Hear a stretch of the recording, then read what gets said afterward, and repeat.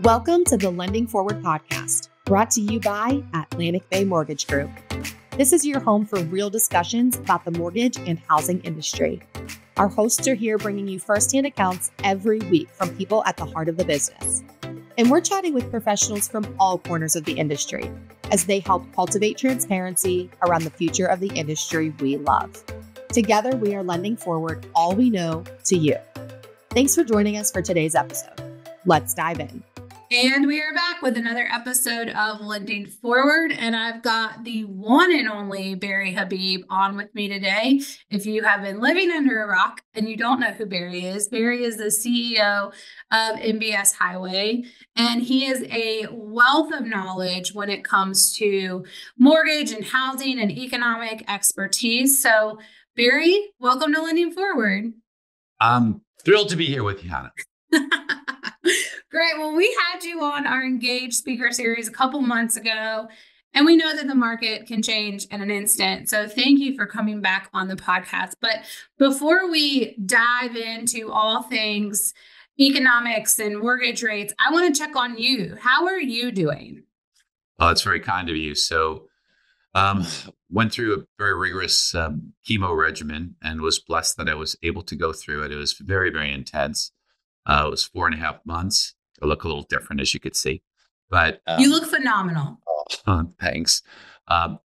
Finally, just funny you mentioned this weekend. Saturday was like the first day I started to feel good.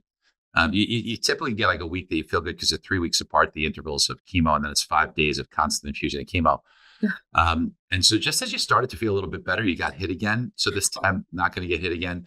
Praying to God for good results from the scans that we're going to do on September 3rd. And we're optimistic. And then, it's in God's hands after that, because this does have a meaningful chance that it might come back.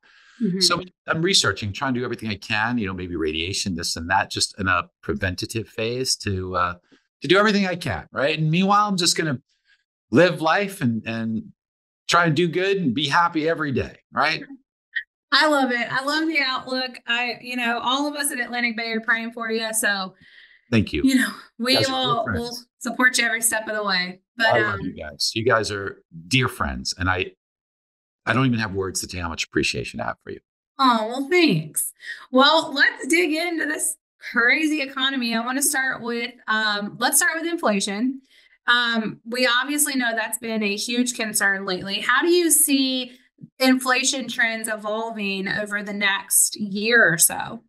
So inflation has been coming down in the rate of change. It doesn't do anything for the inflation that we've seen. It's cumulative to that. So people feel it because the 18, 19% that we have, people live with that. And now it's what's adding to that is at a slower pace.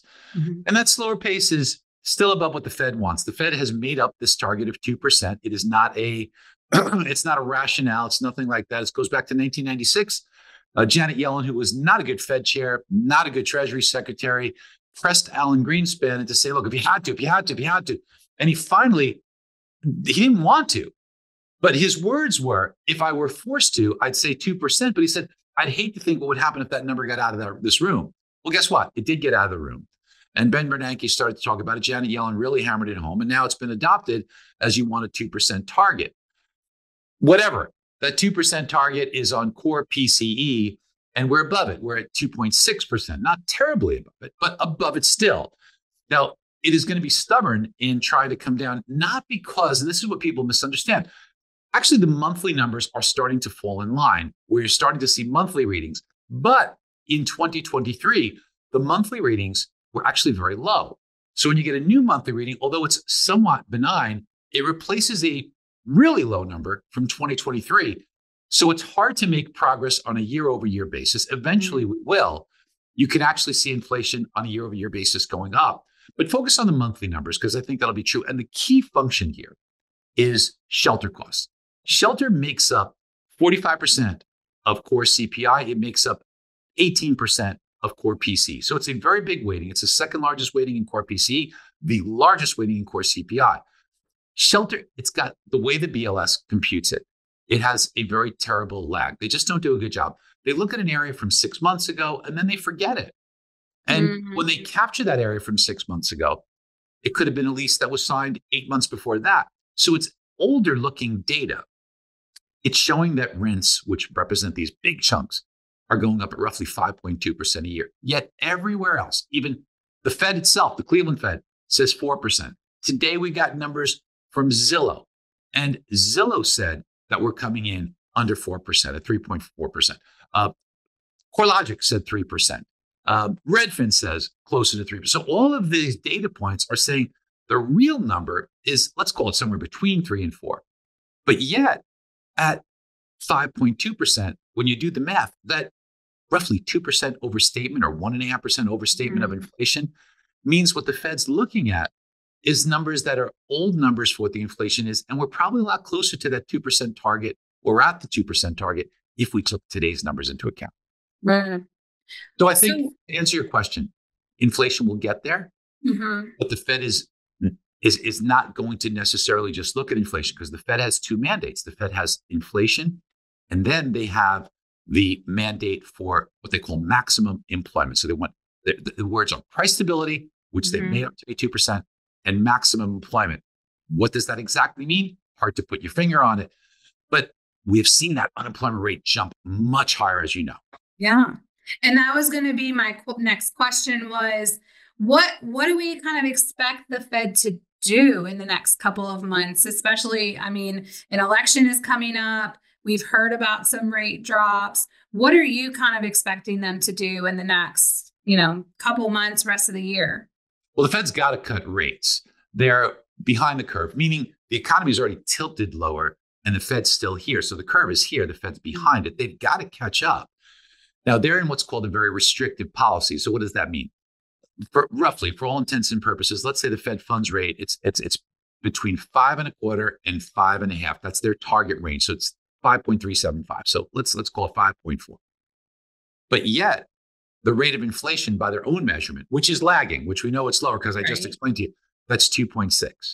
So that's an extreme amount above that. Now, you probably would want to be somewhere about 0.75% above this. So let's just use round numbers. Let's call it 5.4. They need to be somewhere around 3.4, around there.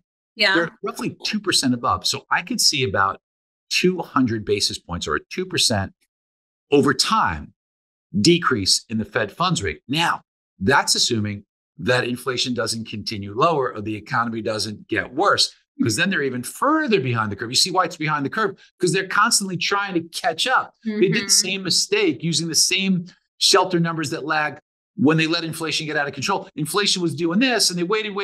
And then they started doing this and inflation kept chasing it. Right. And that's they were behind the curve. Then they're behind the curve now. It's interesting because the Fed says, well, we know that Fed response has long and variable lags. They know it. They say it, yet they don't act that way. So to answer your question, what do I think they will do? I think that is they're going to cut in September, on September 18th. I know you also mentioned elections. Correct. I know you also mentioned elections. The Fed has told us, and they really do try and say, look, we want to be taking action irrespective of what happens politically.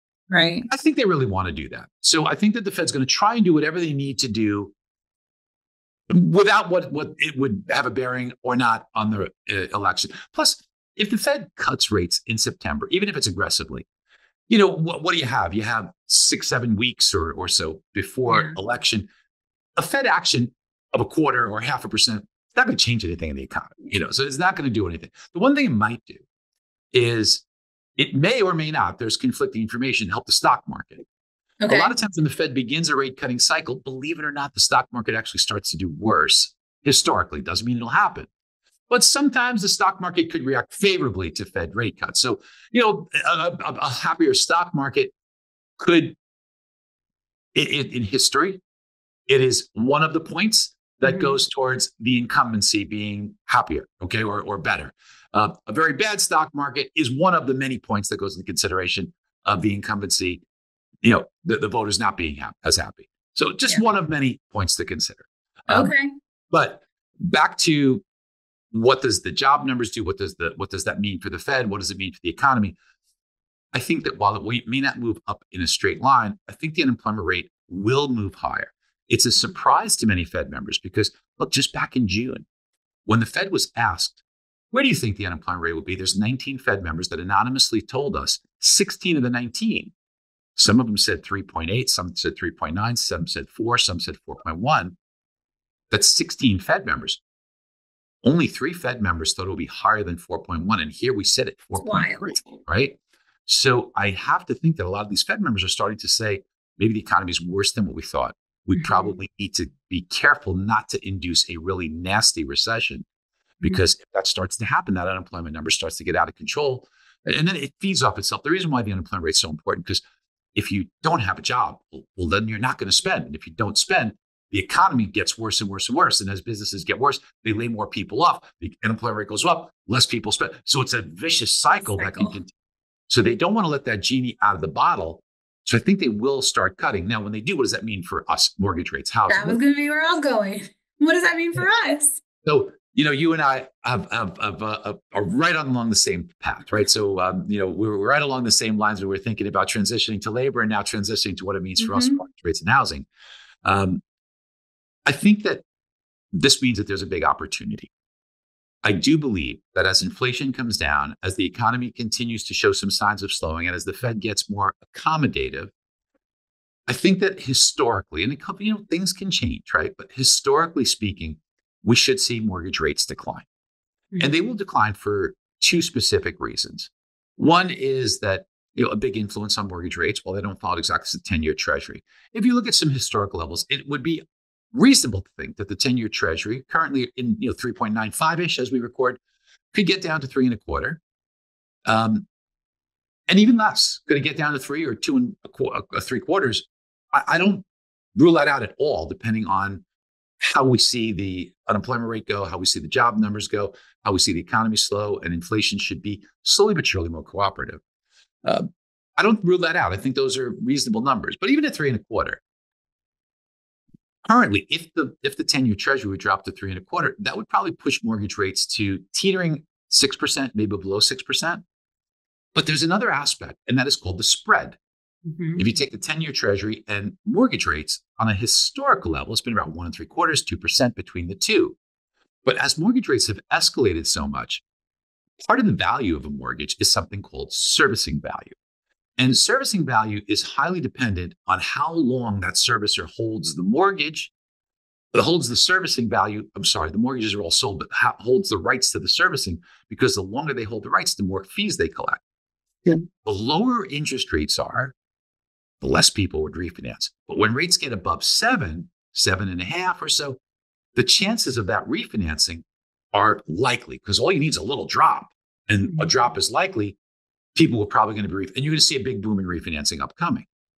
Well, that means the servicing value is very small. So that's less value of the mortgage, which means that the spread between mortgage rates and treasuries had gone really high towards, instead of the historical 1.75 to 2, 3%. As rates have come down, that's shrunk to about 2.6, 2.7. But guess what? As the 10-year Treasury drops, as mortgage rates get lower, the lower the mortgage rates, the less of the high probability of refinancing, the greater the servicing value, the tighter the spread gets to. So let's just use those made up numbers. Let's say we get 3.25.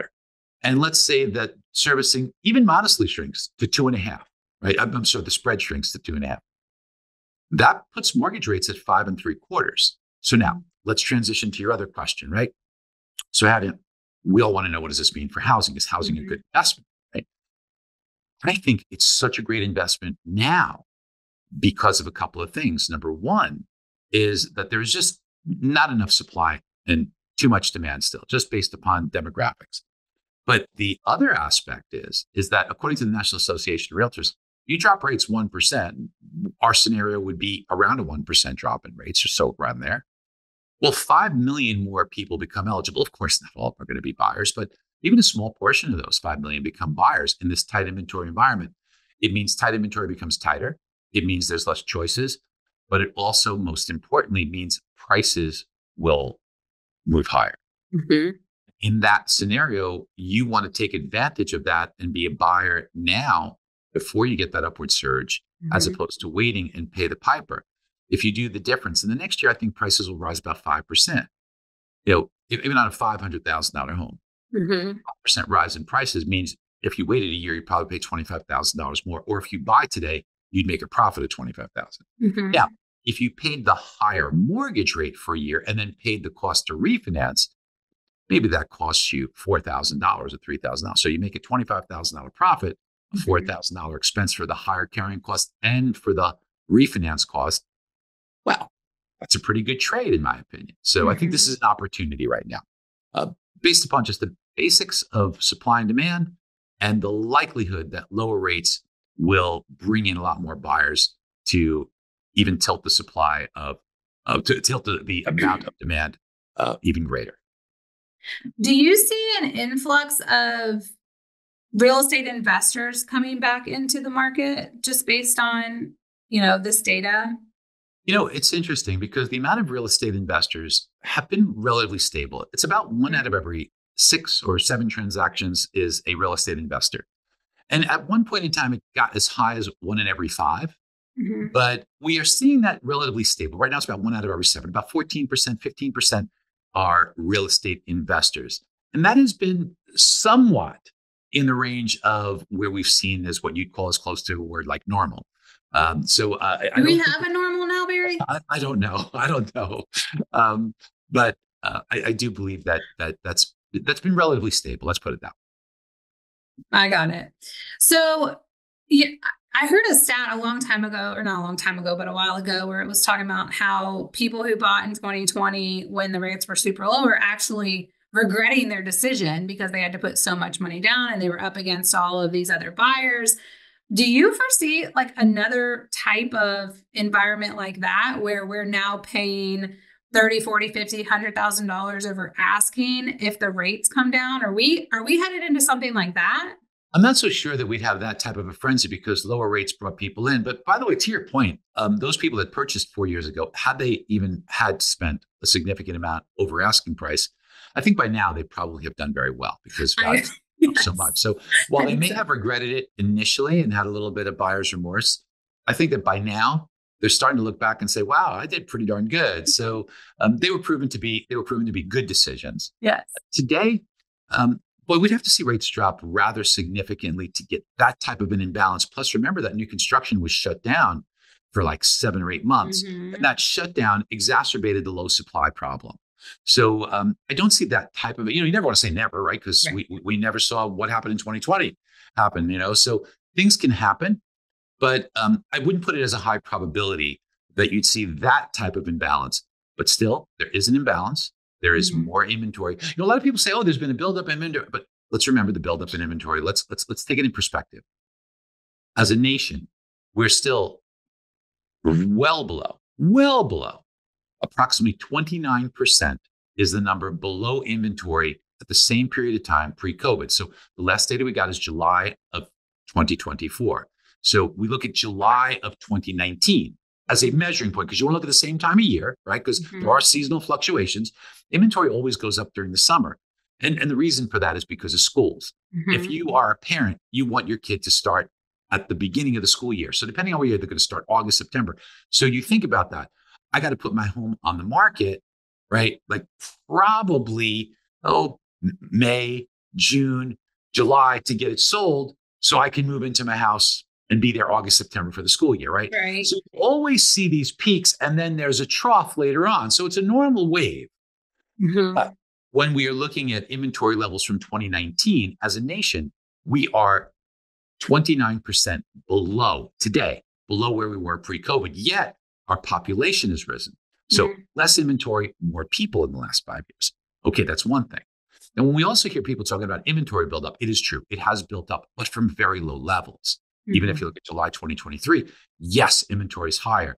But July 2023, goodness gracious, it was really, really, really low. So while it's up, it's still down from normalized levels. Other thing is, where is the inventory? It's not spread out equally. It is spread out predominantly, believe it or not, in 2 states, Florida, where I am right now, and Texas. Now, that represents, believe it or not, about 40% of all the inventory that's come on the market. Okay, so does that mean those states are in trouble? Well, again, you have to look at it prospectively. Those 2 states, Texas has seen a 6.5% increase in inventory, but population has increased by 6.6%. So it's not that much out of whack. Florida has seen 4.7% increase, but we've seen 6.2% in population. So maybe it's not even enough inventory, right? And of course, we're doing it state by state. Real estate's really local, as you know, Hannah. Yeah. So I don't think that there is an inventory scare, but I think there is still an imbalance where there is less inventory than normal. And as we get into the environment with lower rates, we will see inventory get tighter. One other thing to think about. If you take your 25 to 35-year-olds in the United States, currently 17% of them are living at home with mom and dad. To put that in perspective for you, we have never seen numbers that high in the last 84 years. The last time it happened was 1940. And that was after the Great Depression, as we all know.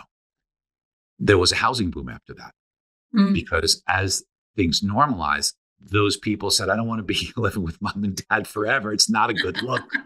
So they wound up moving out on their own. Now, that was because they couldn't get a job. And as they got jobs, they moved out. Right. Today, it's because we've seen an increase in interest rates and affordability has become more of a challenge. So as rates come down, this enormously high percentage will now start to become buyers. And that demand will push prices higher, just like it has done historically. By the way, in 2010, it was the second highest level. And that was at 15%. So it wasn't quite as high as it is today. Now, that was because we had the great financial crisis. Yeah. But as things normalized after that, what did we see? An incredible decade of housing growth that ensued, partly because you had all this extra demand that came to the market from these people living at home. So please watch that. It's very few people look at these demographics as closely as we do. But there's a saying that says demographics is destiny. And I believe the destiny is that these people are not going to live with mom and dad forever. It's an overwhelming amount of buying power when rates come down. And I think it's a good idea to mind that as a reason to think that maybe it might be a good idea to be a purchaser. Gosh, I could sit here and talk to you for 8 hours, Barry. I've got 2 more questions and I promise I'll let you go. But talking about the 17%, first of all, that's just a ton of people. I couldn't imagine living at home at 35, but good for those people. I'm a loan officer. I'm a real estate agent listening to this podcast, and I know that number is huge. What advice do I give those people that I know they have the buying power? They just don't trust the economy, or they don't trust the housing market, or they want to sit and wait for rates to come down. How do I have that conversation? What advice do I give them? Well, we discussed why waiting for rates to come down may not be a good strategy. As far as trusting the economy, I'd have reasons to be concerned about the economy, so I don't fault them. But, you can make the same rationale for why should I walk out of my house, because bad things could happen. Right. So, things are going to happen.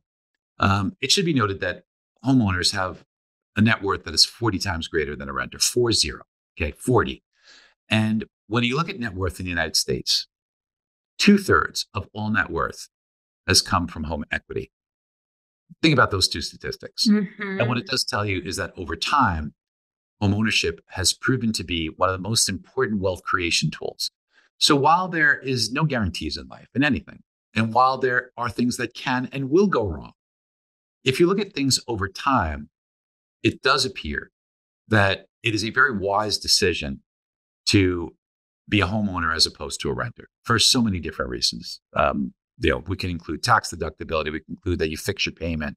We can include the equity that you build up from the part of your mortgage that is principal, which is a forced savings plan. And of course, the big one is appreciation. So there's so many reasons why people get rich in real estate, why people create wealth in real estate. It starts with the ownership of your own home. Now, a lot of these same things over time are true for the stock market as well. Yeah. So, this is why you have a wealth gap.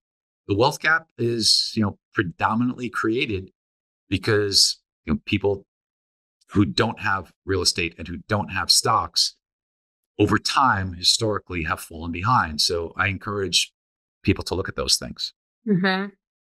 Well, thank you so much, Barry. I can't let you leave without asking our signature question. And that is, how are you going to lend it forward for the rest of the year? I'm going to lend it forward. Well, I try and do that every day. You do. I really do. I try to help, to share knowledge, but specifically right now, what I've gone through with my cancer is, it's very, very scary.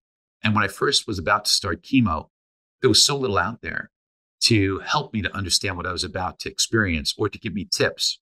Mm. So what I decided to do is to lend it forward. And what I decided to do was every day chronicle my journey to tell people what they can expect every single day with just 1 or 2 minute a day of videos. So that this way they could see the progression of, when you lose your hair, how do you feel about that? What could you do? When you get a shot of Udenica the Monday after chemo, so that your bone marrow creates white blood cells. It is very painful a few days later. Mm-hmm. How do you manage that pain? What could you do? Things about mindset, stomach issues, ways that you can manage that, little tips. And then the big part that I'm really harping on is being educated. I see so many people in these cancer centers where they go for treatment. They can't even name the drugs. They don't even know what's going on. Nobody is better about this than you. One of the things that I get is CIPN, chemo-induced peripheral neuropathy in your fingers and toes. But what I was able to do is take part of my tumor, send it out and test the different medicines. And then understanding one of the medications, one of the chemos, vincristine, had very little sensitivity in helping my tumor, yet it was a culprit in creating neuropathy. So after the 4th round of treatment, I said, I'm experiencing some neuropathy.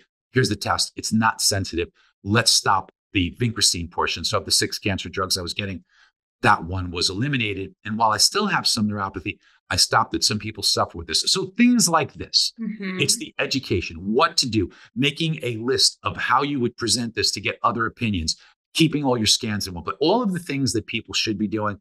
I'm creating this library and making it available. Tony Robbins is a dear friend. He's also going to make it available. I've spoken to some cancer help groups and making it available for them as just part of their library to help other people. So that's something right now that I'm really working on to lend it forward.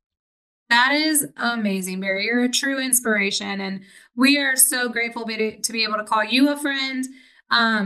Thank you again for coming on the podcast. We will, I'm sure, have you on again soon. Thank you so much. It's wonderful to be with you. Thanks again for tuning into today's episode of the Lending Forward podcast. Be sure to subscribe to our channel, follow us on Instagram @LendingForward, on YouTube and LinkedIn. Tune in next week for another new episode and go lend something forward today. Atlantic Bay Mortgage Group, LLC, NMLS number 72043, NMLSconsumeraccess.org is an equal opportunity lender and employer. Located at 600 Lynn Haven Parkway, Suite 100, Virginia Beach, Virginia 23452.